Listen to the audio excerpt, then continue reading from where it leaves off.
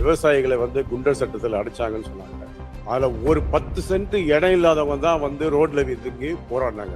இது தவறு, இது தவறு. இந்த மாதிரி இதெல்லாம் தவறான ஒரு அனுமதி இல்ல, நடவடிக்கை எடுப்பேன். காட்டாதீங்கன்னு சொன்னா மூடுங்க. அதை அப்படி பார்த்தா லேண்ட் இருக்கும் தான் போராடணுமா? ஃபுல் மூன் சேல் காலை 9 மணியிலிருந்து இரவு 12 மணி வரை ஆகஸ்ட் 27 ஒரு நாள் மட்டும்.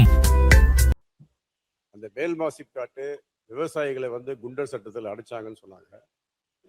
அதுல உண்மையிலேயே பாத்தீங்கன்னா அதுல ஒரு 10 சென்ட் இடம் இல்லாதவங்க தான் ரோட்ல வீட்டுக்கு போராடினாங்க. இல்ல ஒரு நிமிஷம் நான் சொல்லிடுறேன். ஒரு நிமிஷம் இல்ல நீங்க அம்பேத்குமார் பாருங்க, அந்த அருள் முடிஞ்சு விட்டது. விளக்கம் சொல்லிட்டா முடிஞ்ச வேற அடுத்த சொல்லிட்டு போங்க. விவசாயிகள், மாண்புமிகு பேரவைத் தலைவர்களே, விவசாயிக்கு லேண்ட் இருக்கா இல்லையான்னு முக்கியம் இல்ல. அது விவசாய கூலியா இருக்கவங்க கூட போராடலாம். அது லேண்ட் வச்சிருக்க ஓனர் தான் போராடணும் கிடையாது.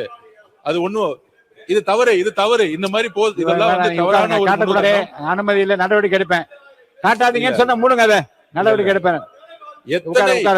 எத்தனை கோடி விவசாயில கோடி பேர்ல எத்தனை பேருக்கு லேண்ட் இருக்குன்னு நினைக்கிறீங்க நீங்க?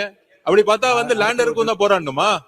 விவசாயிகள் விவசாய நெல்ல விதைய ஊன்றவங்களே விவசாயி தான். அதுல லேண்ட் இருக்குன்னு அவசியம் கிடையாது. இது கூட திமுக உங்களுக்கு தெரியாதா? போதும், பேசுற வரைக்கும் போதும், விடுங்க. உறுப்பினர் பழனிவேல் பேச ஆரம்பிக்கலாம். நீங்க பேசுங்க. பழனிவேல் இல்ல வேற ஏதாவது நீங்க பேசுறது அனுமதிக்கல.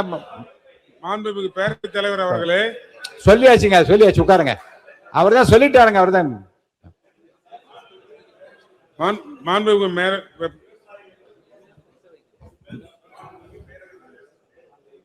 விவசாயிகள் மீது அக்கறை கொண்ட ஒரு அரசு எதுனா திராவிட முன்னேற்ற கழக அரசு மட்டும்தான். விவசாயிகளுக்கு பொற்கால ஆட்சி எது என்று சொன்னால் அது திராவிட முன்னேற்ற கழக ஆட்சி தான். 1989 விவசாயிகள் ஒரு பைசா இலவச மின்சாரம் குறைக்கணும்னு சொல்லிட்டு போராடிய போது அப்போது ஒட்டஞ்சத்திரத்துல நாராயணசாமி நாயுடு என்பவர் சுட்டுக் கொல்லப்பட்டார். பிறகு 1989 முத்தமிழர் கலைஞர் அவர்கள் ஆட்சி வரும்போதுதான் தவறான செய்தி விருங்க. அம்பேத்குமார் பாருங்க, உங்க